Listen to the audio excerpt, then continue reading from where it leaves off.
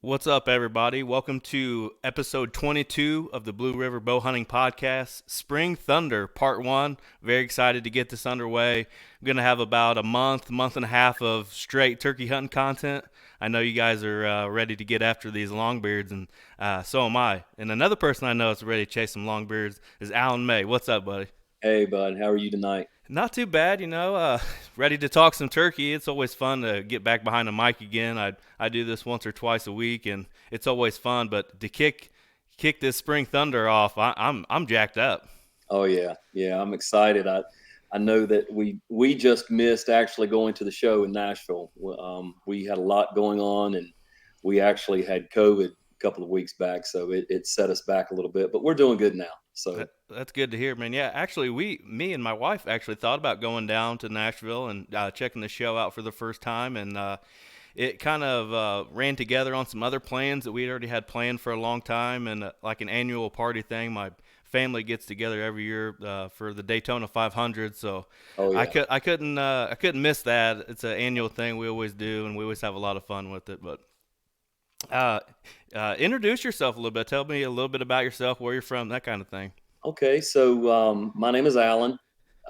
We are based in the great state of North Carolina. So I've been a resident here all of my life. I pretty much live within uh, the same 30 or 40 mile area that I was born and raised in, and we're in the central part of North Carolina. So we are actually located kind of central between the coast, so we can hit the coast for the beach, or we can hit the mountains about the same amount of time. So um, we're not traditionally known for the land of the big bucks like you guys may be out west, but we do have some pretty good turkey numbers here. So we're pretty lucky in that area. That's awesome, man. Tell us how did you get started in hunting and especially turkey hunting? Well, you know, my dad no longer with us, but I think that as a kid, I pretty much tried to emulate every single thing that I saw him do. And back in the day, whenever he got started back in the 70s, turkey hunting was not a very popular sport at that time. So he had a friend of his that introduced him into turkeys, and it was pretty much all over at that point. He was just completely taken with that sport, and he put everything he had into it, his time, his efforts, and he was probably one of the best turkey hunters that I've had the privilege to know. And so pretty much any and everything as a kid, I soaked it up and learned that from him growing up. And you know, he was quick to point out the things that as a young kid, the mistakes that you make, and I got to see those mistakes firsthand, and actually, when you talk about turkey hunting, to me, that's really one of the best things that I tell people. They're like, well, how do you learn what I said, you go out into the woods and spend a little while out there.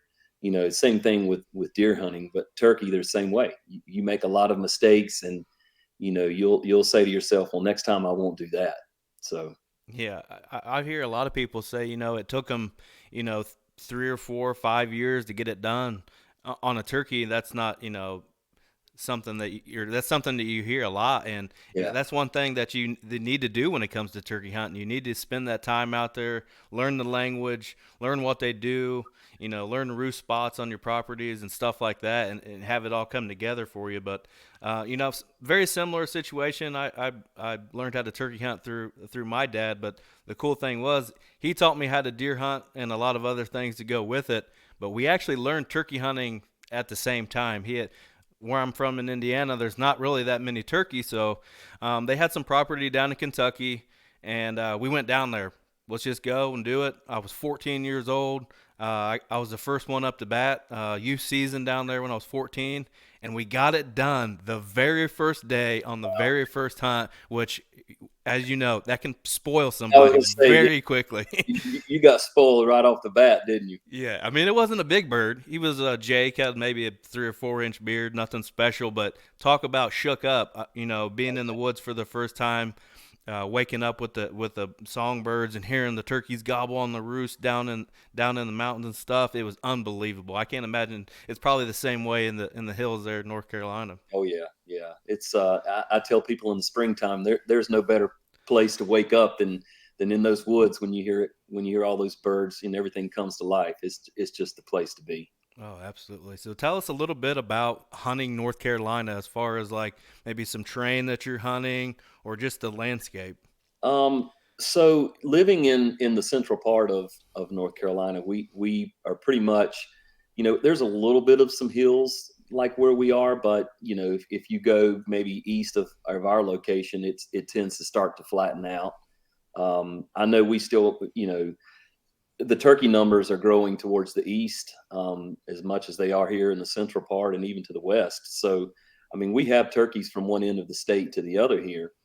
Um, but I do most of my hunting pretty much in the central to the moving maybe a little west of the state. And we've seen some ups and downs with our numbers of turkeys here. I think that most people probably can attest to seeing some fluctuations of numbers with their birds where they're at, and I know a lot of that is attributed to predators and Hmm. all of those things. And I for one am probably guilty of not doing enough predator control on our properties, and that's actually something I've vowed to do in the last year or so, is to do more of that.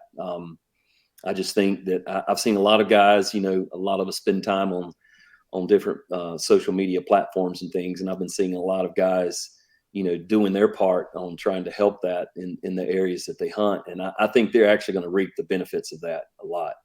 Oh, So absolutely. I wish I could get in on some of those things too, especially, but like I said, I travel a lot when it comes to turkey hunting, so I can't help as much as I want to, but trapping for nest predators and stuff yeah, like that, or just getting on the coyotes hard can really benefit your population, and getting those poult numbers up, and I would love to get into some of that as well. I lack that as well. yeah, yeah, it's a big thing. I mean, pretty much like the terrain here, we have a lot of. If you go east of our location, we have a lot of pines. So a lot of pines down that way towards the coast. But here in the central part and west, we have a lot of hardwoods.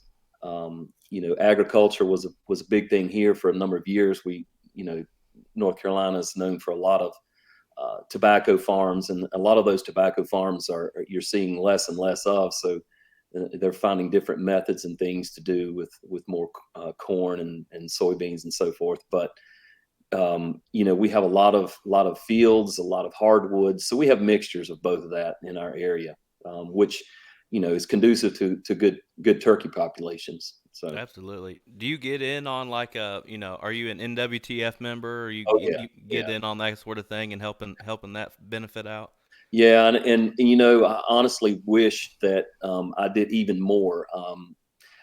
I used to belong to a local chapter, but here in the last couple of years, we've started a new construction business, and it's really just consumed a lot of our time. So some of my outdoor activities, especially like deer season last year, was very limited.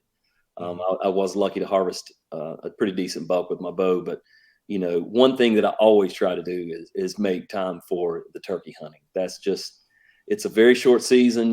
Here North Carolina, we only have about a 4-week season, so that time's precious. We all know what the turkeys do in that short span of time. They go from oh, they're not gobbling much, they're gobbling pretty good, and then boom, they shut down, and before you know it, the season's over. So Yeah.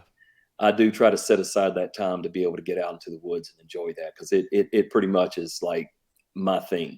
Yeah, So absolutely, and that's why I got a hold of you to do this. I picked out who I thought was some of the best turkey hunters and some of the best knowledgeable people in the sport that I could find, and you definitely were one of the first people I thought of. We'll talk a little bit social media here in a little bit, but you meet a lot of cool people on social media. Me and you, we go back and forth quite a bit, in spurts, and we'll talk a little bit and stuff, and.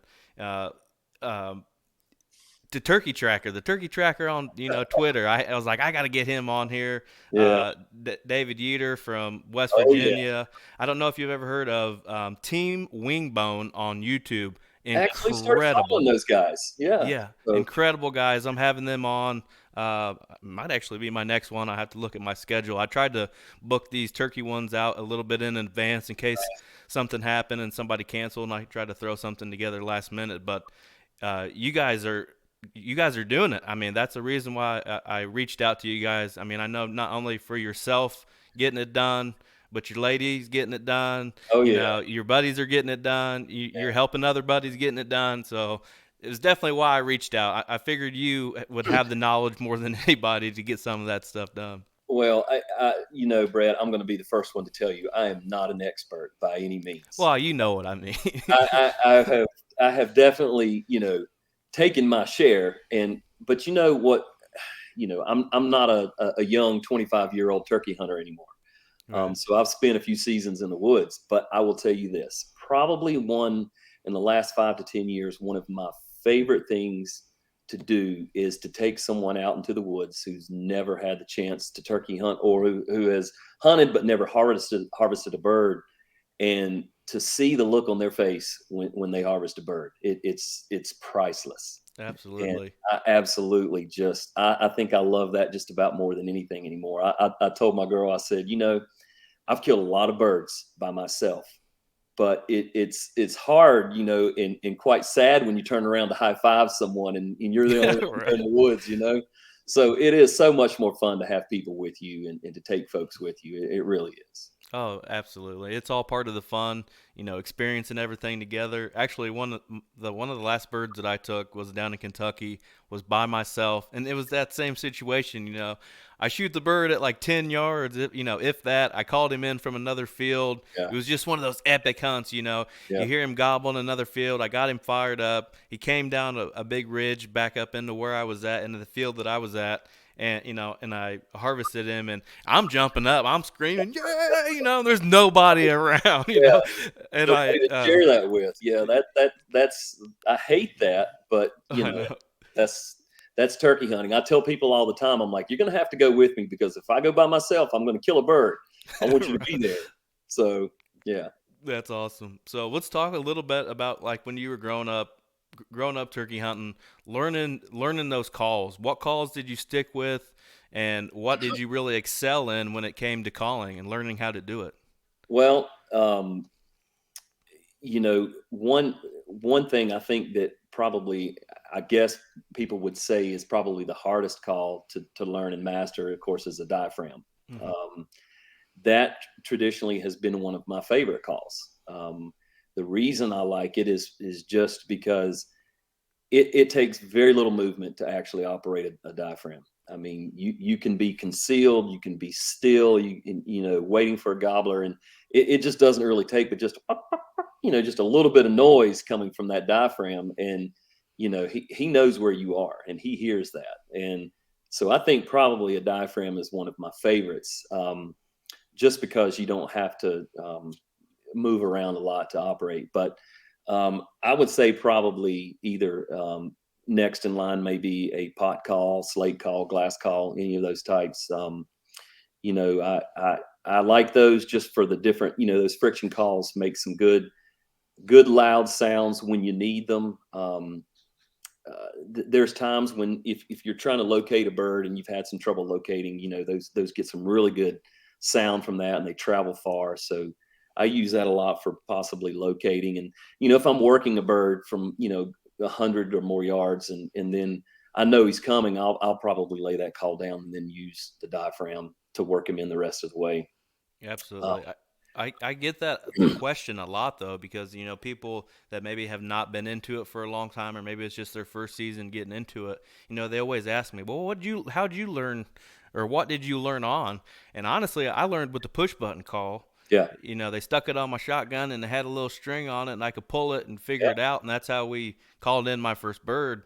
But then when I got to being more experienced in the turkey woods, I didn't like the push button as much, and at a young age, I figured out a diaphragm very quickly, able to do certain sequences on it that maybe people find hard to do, like kikis and stuff like that. Like, I don't know, I was an annoying 14, 15-year-old boy that would get that call out and not shut up Yeah, with it for yeah, several hours. But yeah, and I can remember watching, as crazy as it may sound, or novice as it may sound, I put a lot of instructional DVDs in. Will Primos and them guys yeah, back in the day that did it. I think Hunter Specialties did a lot of stuff yeah, back then in the day, and I just learned from that. Listening to it. YouTube wasn't a huge thing back then, so I had to lean on VHSs and DVDs to try to figure it out. But finally figured it out. I and think you're somewhat. going back there now, pulling out the VHS tapes and Oh yeah, I VHS remember strut and like Will, the man. I'll tell you what, I cut my teeth and grew up with those boys from Mossy Oak and Will Primos, and I oh mean, yeah, just I can't say enough about those guys, man, pioneering the way for so many people today.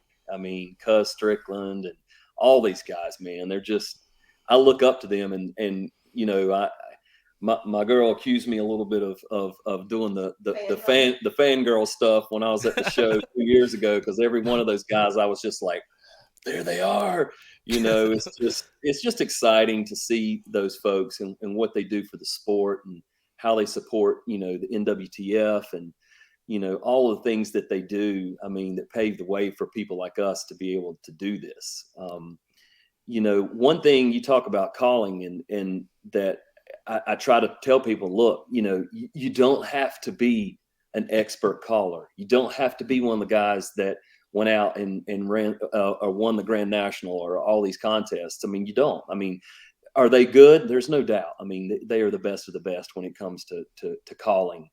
Um, and hats off and props to those guys for sure. But you don't have to be someone who's done all of that to be in the woods to be able to call a bird in. You talked about using a push call.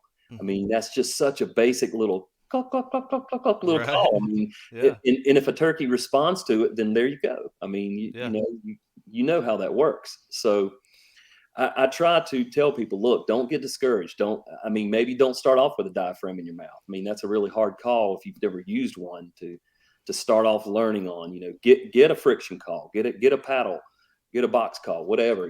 They're easy to pick up and get some sound out of and to learn. yeah. And you talk about them being pioneers. Brad Ferris, that was with them guys for a long time.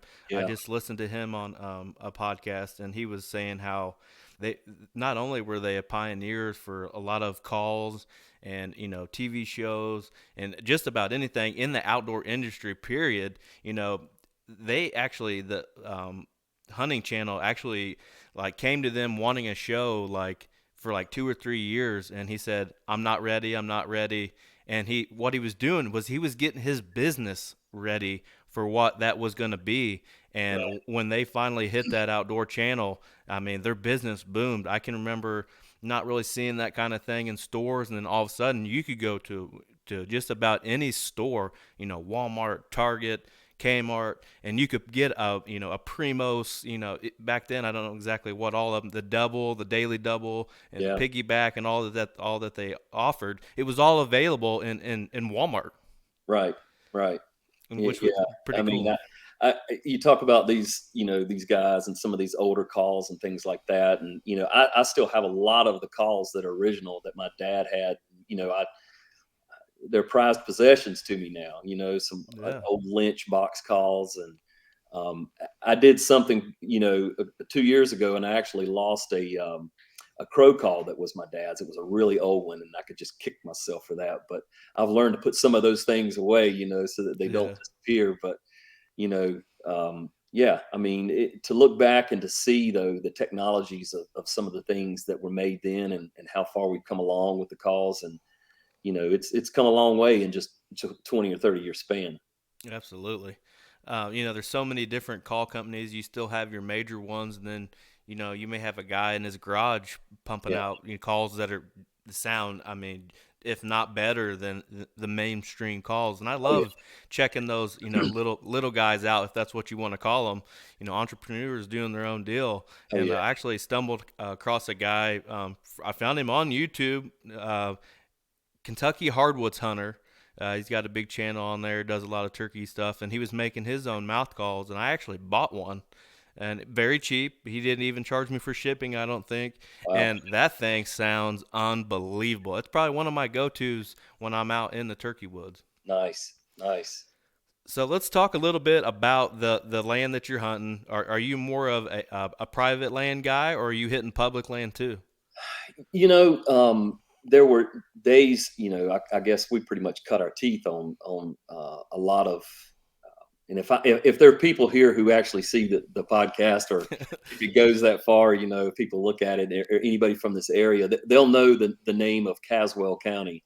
Hmm. It was a well-known county in our area that was, probably one of the top producing turkey counties in our state for a very long time. And, they have a lot of game lands that I know there's different terminologies, WMAs and game lands, things like that around the country. But they were probably one of the biggest blocks and sections of game lands in our state besides national forests. And so we spent a lot of time there as a kid, but we also had a lot of private land surrounding in those counties. So we spent quite a bit of time in the private too. Now, for me, now personally, I do most of my hunting on private lands. Hmm. It just the numbers for folks, that I try to find places that there's only a select few that actually get to hunt the properties, that won't mind if I bring a guest onto the property. I just um, and I'll touch on this maybe, or we talk about it later. But unfortunately, I have been on some properties before, and I've actually had the displeasure of being shot Oh a couple of shit! times. So nothing life threatening, but if you've ever had turkey loads coming at you across the field from about 100 yards away, it's still zinging pretty good. And so I try to do most of my hunting on private lands that I know that there's not going to be a lot of folks around, just because. Well, and you've seen too a lot of the things nowadays. People are using strutting decoys and Yeah. all kinds of things, and there still are folks out there that go out into the woods that just don't practice safety when they're out there. And so Yeah. unfortunately. Yeah, I don't blame you one bit. I've actually been shot at too. Not turkey hunting. I was duck hunting, and I can't imagine what it would be like with a turkey load. But scary stuff, Some people may just be inexperienced. Some people may just not care. And then, like you said, with the strutting decoys and that kind of thing, some people may just not even know that it's you scooting on your belly across the field. Yeah, yeah. So I mean, we've had, I think, in both of those occasions, there were some folks on the properties that weren't supposed to be there. So It it's you happens. still have that happen too. So Yeah, I do most of my turkey hunting as well on private. I'm lucky enough to whenever I get to go turkey hunting somewhere, that's usually how I end up. Now I have chased gobblers on public land. I've never really been successful. I maybe have been a part of 3 or 4 birds on public land that have been taken, and I've shared many stories on this podcast when it comes to public land. If that's your thing, go ahead. But yeah, it's not really my thing. I don't like. I like being comfortable when I'm hunting. And especially turkey hunting, you're gonna cover some land. You're gonna cover some property while you're there, unless you're kind of sitting in a blind, maybe with the bow or something like that, which I can understand too. But yeah, the I'm one with you. thing is when we go out of state. Now that's a little bit different story. A couple of years back, we just had a notion, and I've always wanted to go down to Florida to hunt some Osceola, Hmm. and I just made my mind up. We're doing it next year. We're going to do it. So two of my buddies, we went down, and we got onto some. We went a little farther south when we first went down that first day, and we kind of struck out there, and we'd say, well, let's go venture a little bit further north and check out some of these other lands, because we still had a couple of days to hunt. And we actually we got a bird. I was able to harvest a bird and get an Osceola down there, and it was on public land. And I have to say, hats off to the Osceola hunters, man. Those guys, I'm telling you, some of the properties down there, it was I've never hunted land that was harder to hunt than some of that property down there. It looked like something from a movie, the jungles and the thickness down there.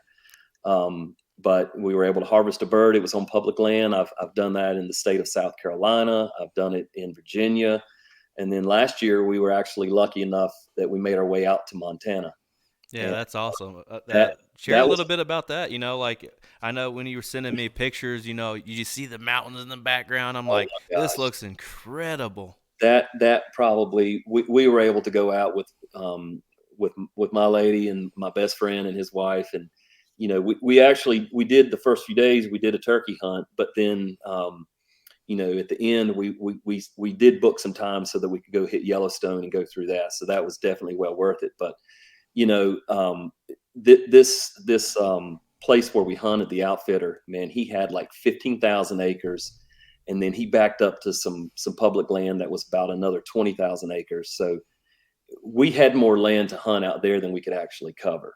Right. But you talking about just some of the most gorgeous places you've ever been and seen for backdrops and scenery. It was just unbelievable out there. And so, yeah, we actually on the last morning we harvested. We both got a bird before we left, and so that was just icing on the cake. How does it work though? Like in a mountainous setting like that, are you getting to a certain point in the morning listening for birds on the roost, or you already have like a location that you're going to, and then you get set up? How did it work out?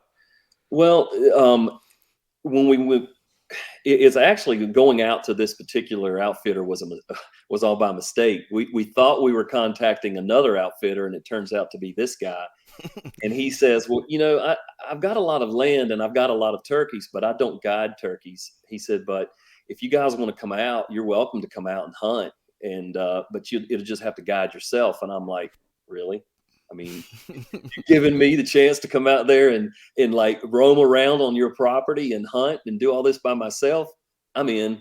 Yeah. So we went out, but the first night he goes, I have a guy who works for us, and he does know where a lot of the turkeys are at. So he drove us around for about an hour and a half before it did get dark, and we were able to roost some birds. But little did we know, and this is something we hope we can get to go back out there maybe next year, but most of the mature birds work their way up into the higher elevations, into the mountains. And he said by the time we had gotten there, most of the adult and older birds had already worked their way up.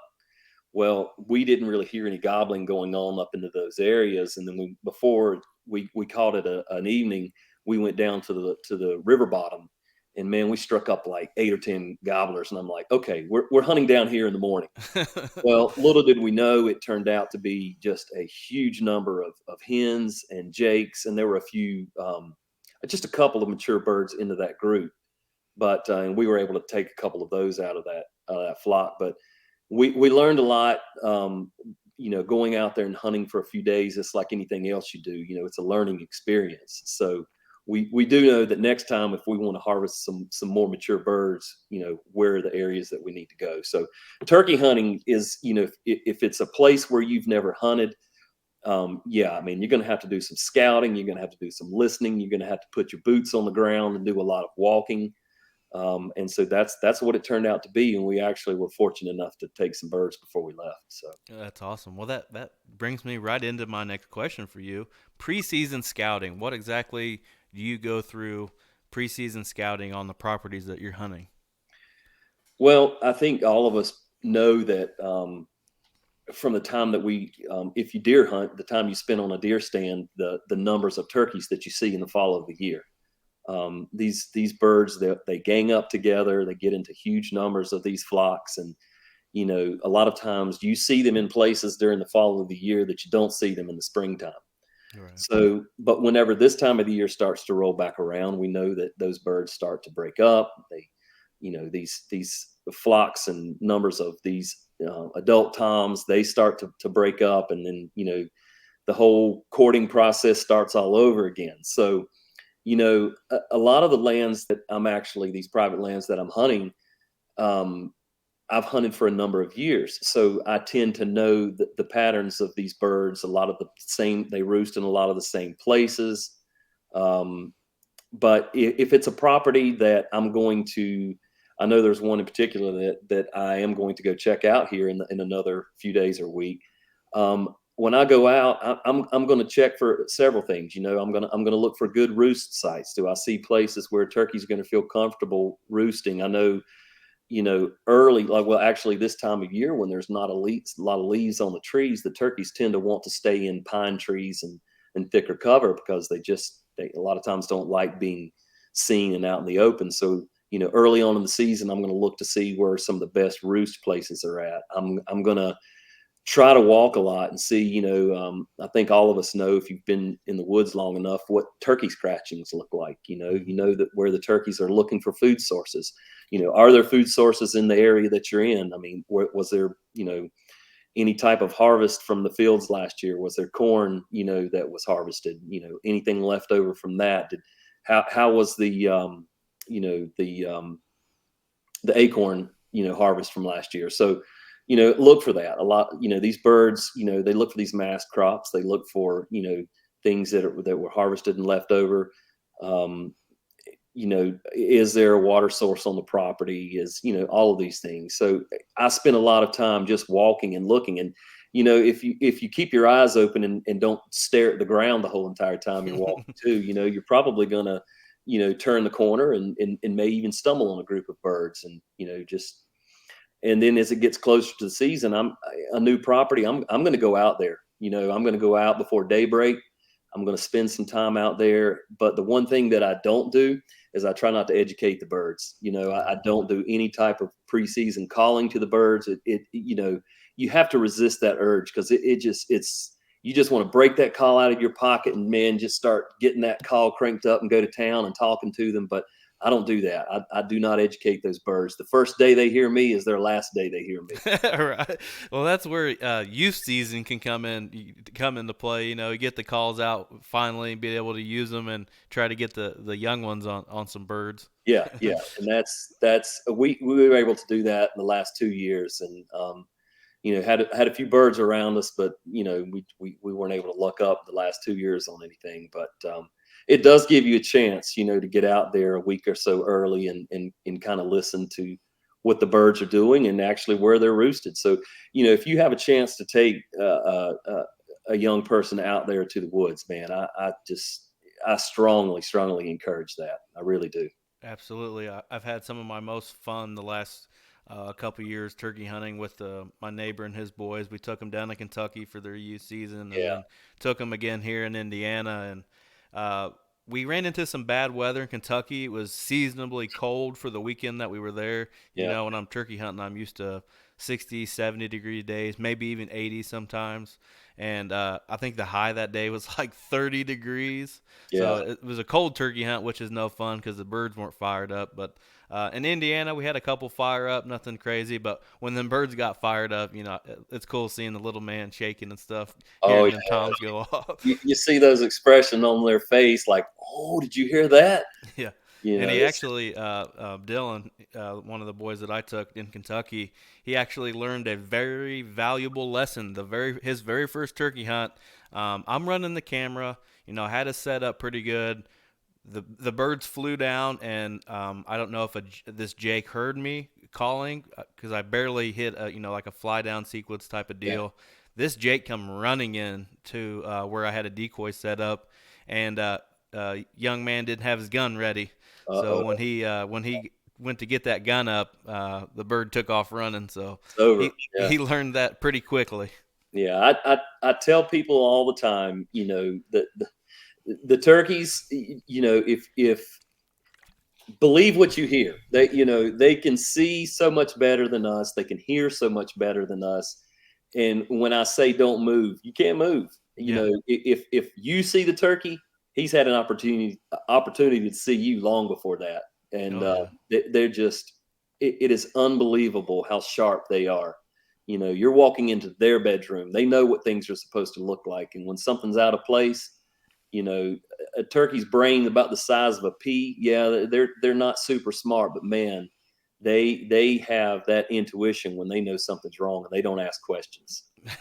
My dad had like a superstition back in the day when we first started. He said, don't even look the hens in the eyes. Don't even look at them." Yeah, I've heard yeah, people say that before, even. yeah. It's crazy. I mean, I have just had times when, a lot of times you'll have turkeys that'll walk up on you in the woods, never make a sound. Yep. And if the ground has, from the night before, if it rained any or the leaves are still a little bit soft or whatever, I've had turkeys walking in me, never heard them, you know, and then just move my head maybe a quarter of an inch, and you hear that famous, and the jig is up and it's over. So Oh yeah. when you hear that sound, it's either you better have already been in the process of shooting, or it's done. So Have you ran any trail cameras on your property for turkeys? that's something that I haven't done in the past. I have caught them, on trail cameras that have been left up, or, in the fall of the year. But that I see a lot of people doing that, and a lot of interesting videos Yeah. here of late where people are running them, and I'm like, I really need to get into that, because you probably could get some good stuff, especially. Those ones where the gobbler is in full strut and he's like literally 5 yards in front of the camera, and he just sounds off. I'm like, I need one of those. Yeah, that's pretty awesome. Yeah. Uh, some of these properties that you may have not hunted very much or hunted at all, have you ever done any like e-scouting on these properties? Um, you know, I, a lot of times when I am investigating a property, the first thing I'm going to do is I'm going to check out land ownership. I know I use Onyx, Hmm. for I take that with me. I just think it's invaluable to know where you are at all times, Yep. not to stray on to other places. But I will use that um, to check land ownership. I like to get on GIS to check out, adjoining properties, or the terrain of properties, and see that map overlays. See maybe what that area may look like, because if you look at it close enough, you can distinguish between hardwoods and trees that, like pines and thickets and things like that. So mainly that's probably what I would use some of that technology for myself. Right. Yeah, I'm right there with you. We went to Missouri last year, and we actually leased a property for 4 or 5 days or whatever it was. We went out there, and the first day we got there, we were able to put boots on the ground and check it out a little bit. But it was such a big place that we really couldn't cover it all the first day. And the time we got over there with the landowner to kind of check it out, it was in the evening. So we were kind of more worried about roosting birds at that time, and we had the Onyx. So after we roosted birds the first night, we go back to our we had an Airbnb that was like a barn dominium basically with an apartment on top of it. Awesome setup, brand new. We were the first people to ever stay there. Three Nice. bedrooms. I mean, the whole 9 yards. It was awesome.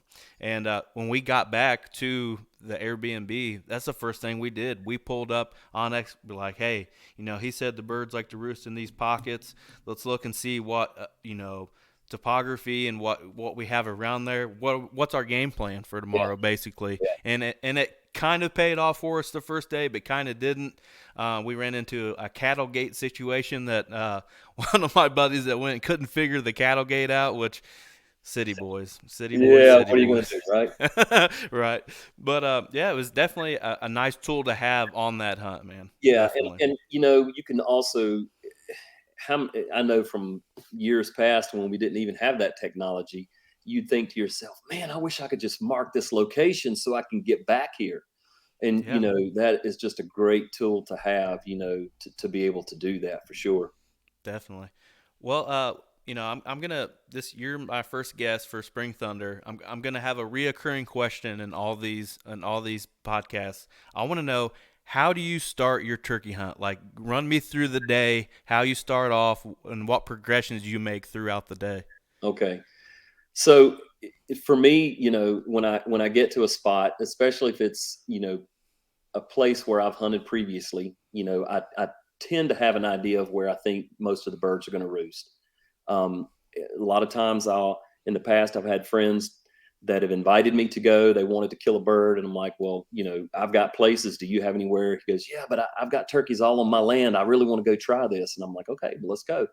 and I've not had the opportunity to scout the place, Hmm. So the first thing I'm going to do when I get there, of course, is we're not going to go too deep into the woods. Right. People that will tell you, "Hey, I always see the turkeys over here in this field." Well, how do you know that they weren't roosting right here 200 yards from where we parked the truck? So Right. I'm not going to go barreling out into the woods where places where I don't know. So the first thing I'm going to do is, I'm going to use a locator call to try to locate the birds. Traditionally, I'm going to do an owl hoot. I do that because um, number one, it's I don't know about you guys up in your area, but we have a lot of barred owls in our area. The turkeys respond to that pretty well in the morning times. Yeah. Um, Very natural. yeah, it's natural, and I do that with my voice, so I don't have to worry about did I leave my call at home or anything like that. So I'll try to locate the birds. That's the first thing. Once okay, the birds, we've got two over here, we've got one over there. What do you think the birds are going to do when they come off the roost? Turkeys are creatures of habit, just like other animals are. They're going to come down. That gobbler's gobbling because he wants those hens to come down out of that tree and come to him. You know Hmm. what we're doing. We're kind of doing the reverse of nature. We're trying to get him, for whatever reason, to come to us. And Right. so we're just trying to shake the whole game up. But locate the bird first of all, and then you're going to want to determine, okay, is that bird going to come off the roost? Is he going straight to the east? I mean, is he going west? What's he going to do? And know your it makes me think about a saying that my dad used to have, and it's kind of funny, but it makes a lot of sense if you think about it. He said, boy, if you want to kill a bird, he said, get in between where he is and where he wants to go. Right. And I know that sounds simple, but it's the truth. I mean, turkeys Right. just have an idea when they come off the roost what they want to do and where they're going to go. And a lot of times we luck up and we get in between them before the hens get there. And I've had hunts that have lasted, I mean, literally 2 minutes. Like Yeah. I'll sit down, call, he comes off, and boom, he runs right to you on a string. I've had other times where hunts have lasted 3 or 4 hours, and it's just a matter of how much patience you actually have. And I think that I've killed more birds by having patience. But once I've located those birds and I have an idea of what I think they're going to do, I'm going to try to position myself, if I can, if the woods will allow me, and if I'm quiet enough to get within, say, maybe 100 yards. I'm not going to try to push any closer than that. And then I'm going to set up, and I'm going to start off with, maybe just I'm going to see what he responds to. If he's gobbling on his own, I'm going to let him keep gobbling. And at some point, I'm going to throw just a little soft tree call in there, just Hmm. a quick little couple of little notes to let him know that, I'm here. If he responds to that, I'm going to wait a few more minutes and I'll probably do it again. Yeah. And Y- sometimes they just you have a bird that just gets fired up and just it's like every breath he takes he's going to gobble. Yeah. And so I try to feed a bird whatever I think he wants to hear. If he's excited and he's just tearing it up, I may get a little excited and start doing throwing some cackles in there, and then that may fire a couple of the hens up and just get everything going in the woods. So Have you ever heard of? I don't know. I heard this on a show that I was recently listening to. That a lot of turkeys, when they come off the roost, they will head west because they don't want the sun in their face. They don't want to head towards the sun in the morning. I've heard people say that. I mean, I don't know how much validity there is in that, but Right. because I think I've had it happen both ways. Right. I think a turkey, like I said, in my opinion, and this varies, and like I told you from the beginning, I don't claim to be an expert, but I've taken enough birds that I can kind of see some patterns in how they act. So Yeah. I try to base what I do off of that. And you know, a turkey just has his mind made up that he's going to do a certain thing, and you try to change his mind, and sometimes you can, and sometimes you can't. One thing that I have seen and I have noticed in my years, and there again, my dad had pointed this out to me, and I thought, yeah, you are right about that. If a turkey doesn't come to you first thing in the morning, and the hens draw him away, and you hear that disappointing gobble get faint, Yeah. faint, faint, going away from you, that doesn't mean he's left that area and he's not going to come back. I have had many birds that have circled back when those hens leave him. They want to know, okay, is she still over there? I'm going to go check this out. And I've had lots of birds come back to those areas, so sometimes people, I think, are too quick to give up on where they're at and where they're set up. We have promoted the run and gun style, and trust me, I have done a lot of it in my life. I've had times where I knew that I only had maybe an hour in the woods, and I had to get it done quick. And I'm going to find a gobbling bird if I have to go run through the woods to get to him wherever he is. And then there's times where I've had the luxury to hunt all day, and I'm going to stay in a set, and just try to wait something out, and it's produced before. Yeah, that's kind of what I was gonna kind of say. A lot of people, if they can't get it done off right off the bat, off the roost, and maybe they see him disappear, maybe they don't physically even see him, they just hear him, hit the distance. A lot of people will maybe try to, cut him off, go full circle around him, or whatever it might be. I've had the most luck of just sit tight. You Yeah, don't know what's going to happen. yeah. The whole time you're throwing sequences at him and he's heading the opposite direction. How do you know there's not a bird 100 yards behind you that's never gobbled once, that hasn't made any noise, and he's interested in seeing what you're about? Well, you know how many subordinate birds have gotten killed that way? Right. It happens because look, man, there's usually one of those dominant birds, and everybody wants to kill him. I mean, you Hmm. want to harvest that dominant bird with the 12-inch beard and the 2-inch spurs. I mean, who doesn't, right? Right. But do you think I'm going to pass up a 2-year-old with a 10-inch beard and an inch and a half spurs? No. No. He's going to sneak in and say, okay, well, he left, and let's just go see what's going on up there. And I've had that happen before, where birds have done that. So the best thing that I can say, for people in the woods is to have some patience. Um, it's hard when you're sitting down on the ground. It's not natural to sit there on the ground, whether you have a good vest. And I firmly believe in a good hunting vest. Absolutely. I know a lot of people don't, but I can tell you, I've spent enough hours in the woods on my tail to know that there's a difference between a good vest and not having one. And if you can make yourself comfortable and you can stay still, patience has killed more birds than being an excellent caller ever has. Are you a chair guy? Have you tried out any of the chairs? Actually saw one of those at the show a couple years ago, and I swore I was going to get one, and I still haven't. Dude, you got to get one. It's a I, game changer, Yeah, buddy. yeah. I mean, anything that you can do to prolong your back and the ability to sit still. I mean, trust me, I'm all for it. I've had to tell so many people in the woods, you got to be still. If you're Yeah. if you're not still, it's going to be over with. I mean, so being still and being patient, it really does pay off. There's no Yeah, doubt. that chair has gave me many hours extra in the spot. It can be kind of awkward sometimes taking into the woods, but I have that pocket on the back of my vest, Yeah, and I like sticking that chair in there, and when I finally get to where I'm at, and it can just man, it can save you so bad. I got buddies that don't use them, and 2 hours into sitting them into a spot, or maybe just an hour, they're like, man, I got to stand up for a minute. My ass is numb. I'm like, go ahead, buddy. I'm yeah, comfortable. I could sleep over here.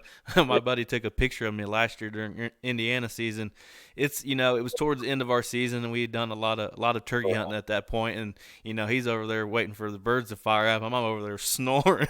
Oh yeah, I mean, trust me, it happens. And for me, when you're sitting in the woods and it's kind of a cool morning, but then the sun starts to pop up a little bit and it's hitting you in the face, and you feel it starting to warm up a little bit, and it's just, man, and you've put a lot of time in and a lot of hours and getting up early into the woods. Trust me, it's not a problem to fall asleep in the woods, no No, that's doubt. that's one of the best naps there is, right there. That's exactly right. So let's talk a little bit about situational calling. A lot of people, they want to keep firing him up, or whatever. What's your best tip when it comes to situational calling? Um, that's a good question. Um, One thing that I think that, if I had to advise, people new to the sport or just getting into it, or haven't, had a lot of time in the woods, is people tend to overcall in the woods. Hmm. They call too much and they call too loud. Um, it's easy to do. It's easy to get, you know, hyper and just pumped up with that brand new call that you got, and you want every turkey and every person in the woods to hear you calling and using it. And it just, it's easy to do, but you have to remember how well that turkey can hear.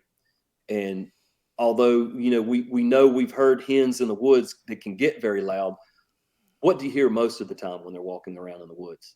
Just they're scratching the leaves. Scratching in the leaves. I have killed so many turkeys by just reaching out and just raking those leaves a little bit and just walk right into that, because that's natural. It's not Mhm. natural for a hen to walk around in the woods and every Screaming. 30 seconds do notes that are 10 and 15 long. I mean, it's just not natural. And if they do, it's just a Yeah. soft little yelp, just some little just purrs and just Hmm. soft little thing. I mean, they do that all day long. Now, when they get excited, yeah, they're gonna fly down cackles. They're get excited. They may start and cutting and all of those things, but it's not all the time. Um, and I would tell people, if you have a gobbler that's responding to you, you don't have to keep pounding him with calls just every, I don't know, 15, 20 seconds or whatever. Right. He knows where you are.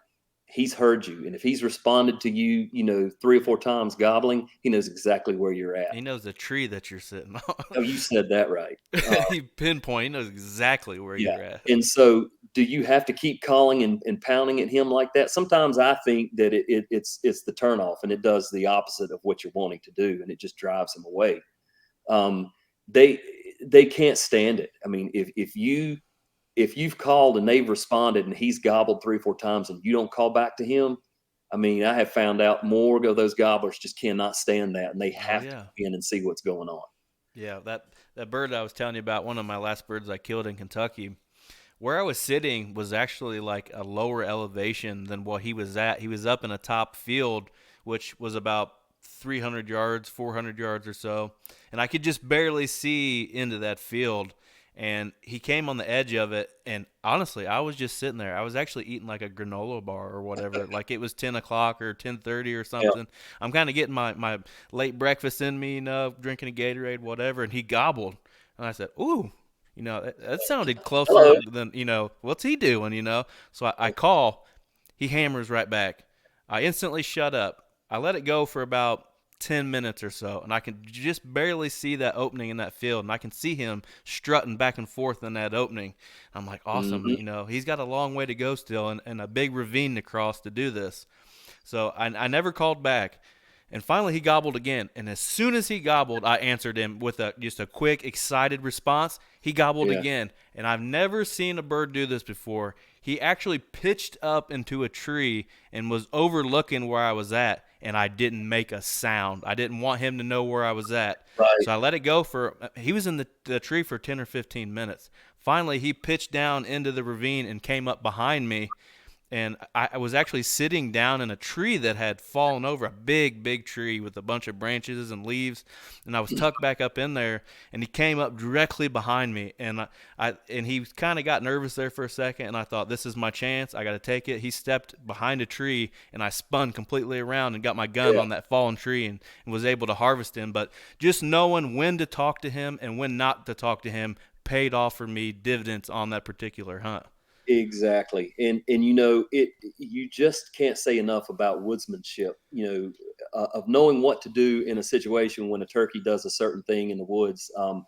I've had people with me in the woods, and I said, all right, get ready to get your gun up. And it seems like it takes them 2 minutes to get their gun from the ground to their knees and get situated. And, you know, I've been doing this long enough to know you got about a half of a second to do something like you just said, where that gobbler went behind a tree, spun around, and you were in position just like that. And Before he even popped back before out. he knew it, and I use the terrain in the woods if I can, as much as I can. If I have to reposition myself, I've had turkeys that have hung up, and I knew that time was of the essence, and I had ravines between us and them. And if they walked down behind the hill down a ravine, I'd cross one or two and get closer, and then they'd come back, and we just kept repeating that process until he got close enough, and boom, he walked in my lap. So I'm going to use trees in the woods to use as just what exactly I've done that so many times. Wait till he steps behind a tree, steps out, and it's too late. Um, just being aware in the woods and knowing what turkeys do. And I can't say enough about just spending the time out there, man. You can't, there are people who are going to luck up on day one and go out there and harvest a bird, and they're going to look at you and go, what's the big deal? There's nothing to this. You and I know different, that these birds, 99 times out of 100, they're hard to kill. They Yes. heightened senses. They see and hear so well. But if you spend enough time out there, you start to learn what they sound like. You can imitate those sounds that you hear. You pattern them. You know what they do. You know the places that you need to be to get set up for them. You know the things that you could get away with. You know that when that turkey steps behind the tree, you might have 1 or 2 seconds to just quickly get up, get a gun ready, reposition yourself, do whatever. And so I just tell people to be aware in the woods and watch and learn while you're out there doing this. Definitely. Well, let's do a little vest talk. What exactly what are you packing into the woods? Like how many calls you got? What do you got Everything in but the there? kitchen sink, right? Right. Um, so, of course, I do take a variety of calls with me. I'm going to try to have at least 1 or 2 or maybe 3 of diaphragm calls just in case. I know that there's been times where I've gotten, I hate to admit it, but all of us, I think, at times get excited. We get are forgetful. We may say, well, I'm just going to lay this diaphragm right here on the side right here for a second. And next thing you know, we're 500 yards away from it and have no idea what tree we laid it beside. So, you Right. know, don't just take one call into the woods with you, take a couple of extra. Um, you know, I'm a former Boy Scout, so I sometimes have a tendency to over prepare for things. So, Same. I'm going to take. I have a small first aid kit. I think you need to be if you're going to be in the woods, you need to have a small first aid kit with you.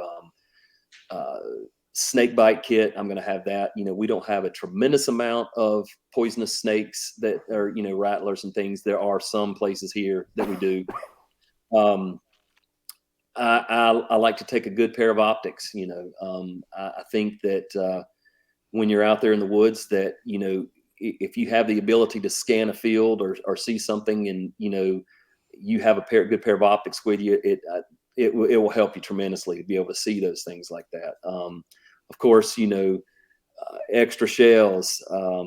I try not to load myself down to where I just can't actually get through the woods. I know I've seen a lot of people lately, especially talking on social media, like I'm done. No more vest. There's too much junk that I'm hauling into the woods. But you know, I like to be prepared. I like to have a few calls with me. I like to have the first aid kits with me. I actually will even take a wing. I know there's the first section of the wing on the gobbler. I like to keep those and dry those out. I use those for a fly down wing. I know Absolutely. it's worked for me lots of times in the past. It doesn't every time, but it does work. So I like to carry that with me. Um, and of course, I believe in total concealment in the woods. So you're not going to catch me out there without, a total concealed face mask and gloves. So I'm always going to have those with me. Of course, a good flashlight. I try to use it as little as I can to get into the woods. I try not to shine it around all over the place when I'm going in or out. Um, and there's a few extra shells. And I think that, yeah, I just had a note that was showing up in front of me that says gobble call. So, Gobble call. does that work every time? No, but I've actually had a few birds that I went through a gamut of calls that didn't work, and I just pulled. I don't know if you're familiar with a snuff box call or a little tube call. Mm-hmm. My Yep. dad used to make those a lot, and I still have some of those that were his. But I will use those to actually do a gobble in the woods, and I've had gobblers respond to that they wouldn't respond to anything else, and I've had them to come in with using that. So I try to be prepared and think about what calls that are my favorites that I'm going to take, and some of those other necessities that I talked about. Yeah, because sometimes you never know, man. Your go to may just not be what they want to hear that day. That's And exactly then you right. pull something out, and that's hitting his note today, and he just gobbling his face off. How many times have you turned to your buddy after you've made a sequence of calls and you're like, man, that just sounds too good. How do they not gobble at that? Yeah, It Um, happens a lot. yeah, and that's sometimes it's just not what they want to hear, you know. Hmm. And so you may fly down everything that you've got in the bag, just to try to find what they like that day. Are you? Let's talk a little bit about decoys. Are you a decoy kind of guy, or are you just basically trying to call them in or be in the right spot at the right time? Well, I'll be honest with you. I didn't put a lot of faith into decoys in the past. Um, but I have to say, in the last few years, man, we've killed several birds that just responded like crazy to the decoys. Hmm. As a matter of fact, my lady here and myself 2 years ago, we doubled up, and when you were talking earlier another story about that bird that came from another field. These birds Hmm. did the same thing. We could hear them coming. We knew they were coming, but when they crossed that hill, I had a strutter decoy out and a breeding hen, and when they saw that, they just broke into a run to Yep. us. Um, Sometimes you can have birds. I have found that a lot of times when birds are together, they seem to be less afraid of the decoys, and sometimes you may have a single bird that's not quite sure. I had a gobbler last year that ran about 500 yards across the field. He couldn't see my decoy. I could see him, but his attention was with some hens, and I called very very loud, and I literally could through the binoculars could see him stand up, and he turned around and looked over his fan, and when he spun around and saw that gobbler decoy, he literally ran about 500 yards across the field, That's awesome. straight to that decoy. You know what? I've killed birds over decoys. I've killed birds not over decoys. You know, it's all situational in Yes. my opinion. Yep. Kind of like you're saying, groups and numbers and stuff like that. Last year in Missouri, the first 2 days I bow hunted. We set blinds up in the middle of fields. You know, put the decoys out, that sort of thing. And I had a bird hang up at about 70 to 80 yards. I mean, all I needed him to do was come 40 yards closer, and I Right. could have got a shot with my Right. bow. But I don't think he could see the hen on the ground. All Yeah. he could see was the side silhouette of the strutter decoy. I think had he saw the hen, it might have changed his mind. But the hen that was actually with him came all the way in. I mean, I could have reached out of the blind and grabbed her at one point, but I don't know what was going through his mind. He would never cross that threshold. He stood up on a log and gobbled his face off, right in front of me for Yeah. 45 minutes, about to give me a heart attack. But Yeah. I just don't know why he wouldn't cut that distance. I don't know what was on his He mind that. he looked at that decoy and thought that was the rock, man. He goes, "No, I don't Right. want any part of that." Right. I think that sometimes that probably does have a lot to do with it. They see these toms, and they may be a subordinate tom, and they think, no, I don't want any part of that. I'm not going in close to that. The ones that I believe that just come running to those strutter decoys or come running in without any hesitation, generally most of the time those end up being pretty good birds to harvest. So, Definitely. but I'm the same way, man. I mean, I've had times when they didn't want anything to do with the decoy, and I've had times where they just literally ran to it. So, you know, do they work? Absolutely, they do work, and sometimes they don't. I've killed way more birds without using decoys, but the last few years, especially with the way these decoys look now, I'm Yeah. telling you, you turn a corner in the woods and you see one of these decoys out there, and you can't tell the difference between that and a real bird. I Yeah. mean, they're just that good now. And so, yeah, I've I do had use. Jakes come in and tackle the thing. Oh yeah, Come oh in and yeah. fight it. You can hear the fighting sequence that they go Mhm. through and almost destroy the head on your decoy. Right. And actually, in the same field that I'm thinking of now that happened, I had a bird come out gobbling, and as soon as he saw the decoy, he turned around and bolted. And I know that he didn't see me because we were like 30 yards inside the woods at that point. Well, Right. maybe not 30 yards, but Yeah, 20 I yards don't at know. I least. don't know what it is that makes them hesitate, or because, like I said, to me they look so realistic. I don't know, other than the fact that they just don't want to be confrontational, and that just deters them from coming in. That's really about the only thing that I can think of that would make them do Definitely. So let's talk a little bit about this Grand Slam. that. You're close, buddy. You got what, Yeah, one I left? mean, unfortunately, it's. I'm in the poor working classes, so I don't get to do all of this all in one year. So I've had to take my dear sweet time about doing this. Yeah, But that's still something, buddy.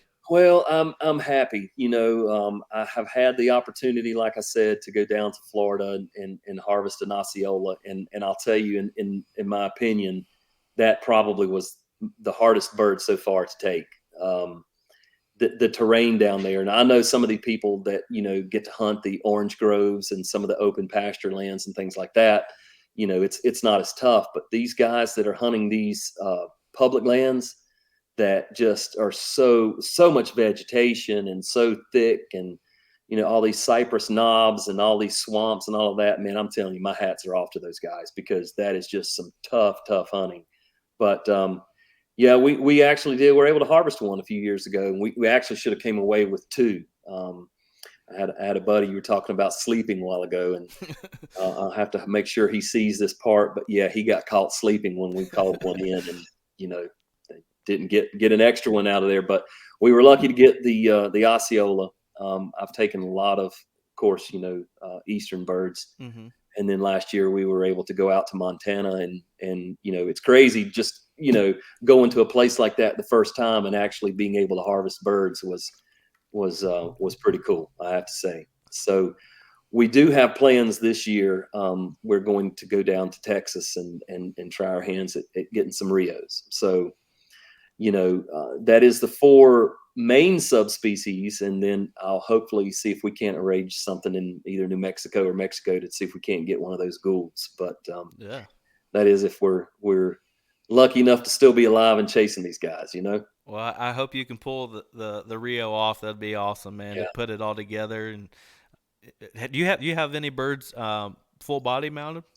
It's funny. I just got the one mount back from Montana, and unfortunately, I don't have anything here with me to No, you're display. But fine. it is on the Twitter page if you want to take a look at it. But I have two birds in the freezer right now, and they are actually hopefully going to go to the taxidermist in the next few months. But one of them is the Osceola from Florida.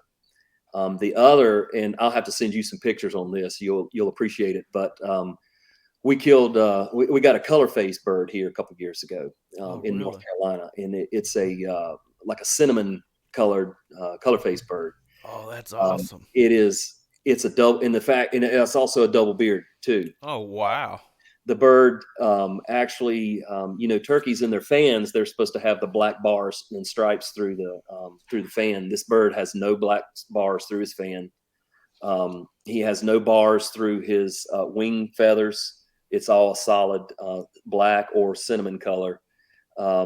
Up underneath his chest and around his legs, he's like a cream buff color, where that's supposed to be dark and black. Wow. I bet you And he's got chills seeing him come in. and he's buff, like all the way down, like his back, around his back area. He's just a buff color, and he is just absolutely beautiful. But he's going to be the first bird that actually gets a full body mount, because I think he deserves it.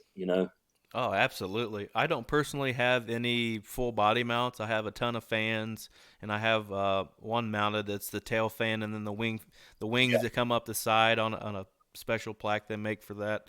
But I said, and I told my wife the same thing. And she hates it because I usually rack up quite a taxidermy bill around here. I can But I can see sitting behind you there that you have, yeah. uh, whenever I kill my first double beard, or if I'm ever able to harvest a double beard, that's when I'm going to go full body. And it depends on maybe how I kill him or whatever, on what position I want. I've always wanted one goblin on the tree limb in my man cave, and I think that'd be super cool to have. It would. I actually, I'm at the shop right now, so like I said, we are in construction, so I have a tendency, to do a lot of wood crafts and play around with that in the shop when I get the chance. And so from last year, I actually tried these out myself, but I keep the fans. So I've got the fan, and this is the first one where I actually took both wings and dried both of those wings out. And so I'm going to do a mount with that, the wings, the beard, the fan, and all of that. And I'm going to mount that onto a display. I'm going to make something for that. So that's going to be kind of cool, to be able to display and hang up. But yeah, I'm really looking forward to doing that full body. I'm checking with a few guys right now on, looking at their work and looking at their prices and things, because this bird here, man, he really deserves somebody good to do this, because he's just that special, I think. Oh, absolutely. That sounds incredible. But that'd be cool if you put some kind of like display together where it was like each bird of the slam or Yeah, whatever, maybe all yeah, together. It'd be cool. and Daphne tells me that, she says, the and so I think that's what I'm going to do with the Osceola, is to get a similar, half strut mount like I did with the Merriam, and I'll do another Eastern bird like that. And so yeah, I think I'm gonna have a collection that I do like the half struts like that. That'd I'm be gonna get awesome. hers. We actually 2 years ago, of course, we doubled up on those birds, and so I'm gonna try to get hers done like that too. That's awesome.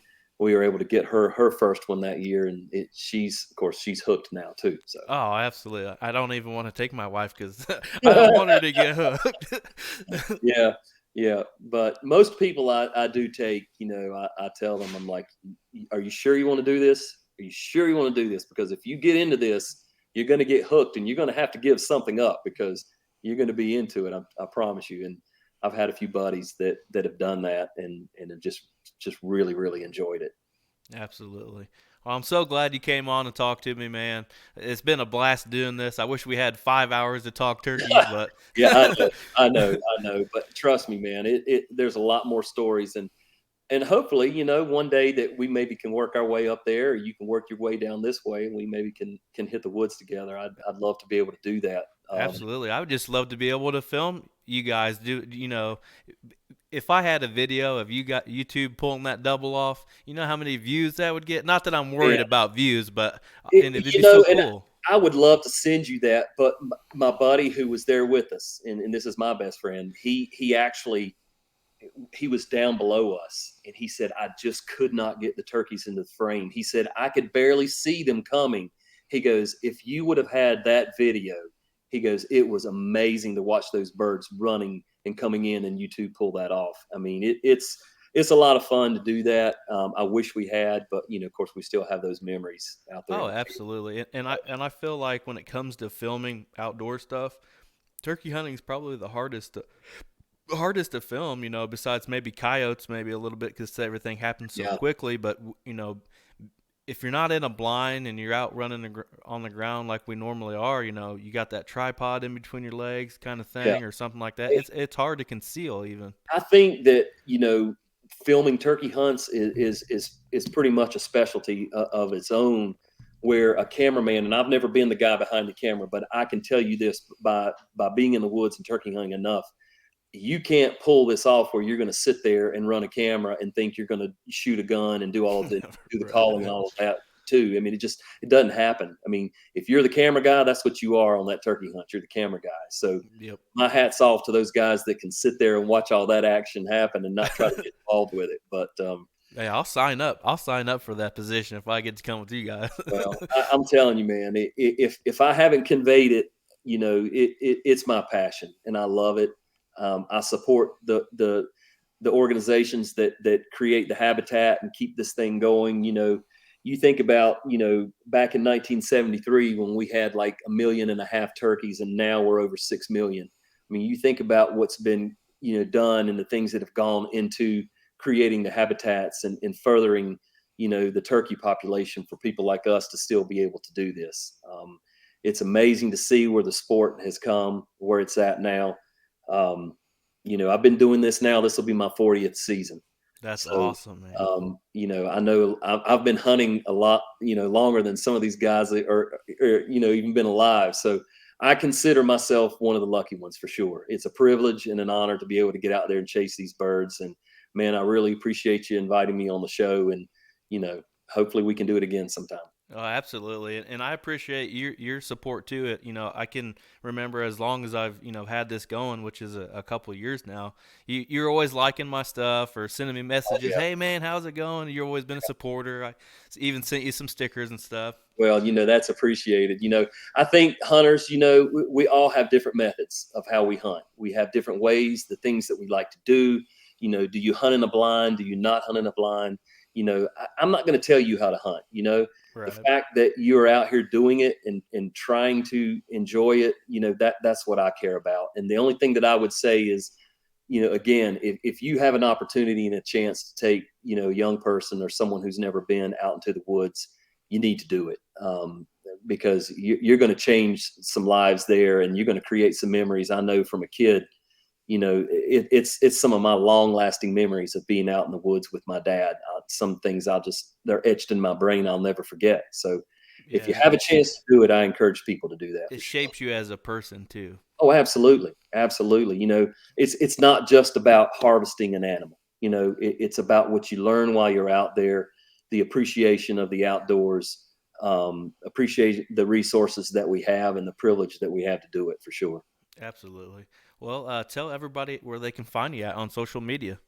So on Twitter, or I'm the turkey tracker. So if you look for that, you'll find me. Oh yeah. Alan May, see the name on the screen. I'd love to reach out and meet more of you guys. I'm a fan of a lot of you guys, what you're doing out there. I try to like as many pictures as I see. I don't want to be negative about anything that I see people out here trying, their experiences in their hunting. And I try to like as much of that stuff as I can, and comment on it. And I look forward to seeing a lot of these, man. It just gets me excited and tore up when I see all these pictures start flooding in on the timelines of, Oh yeah. especially these young kids, when they're out there and you see them, man, they're just grinning from ear to ear, and they're just living their best life. I love to see that kind of stuff. So you guys make sure you flood those timelines with a lot of good pictures this year for sure. Oh, absolutely.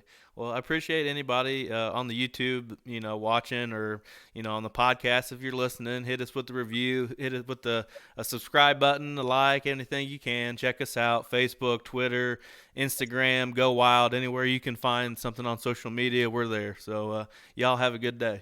All right, Brett. Thanks, buddy. Yep.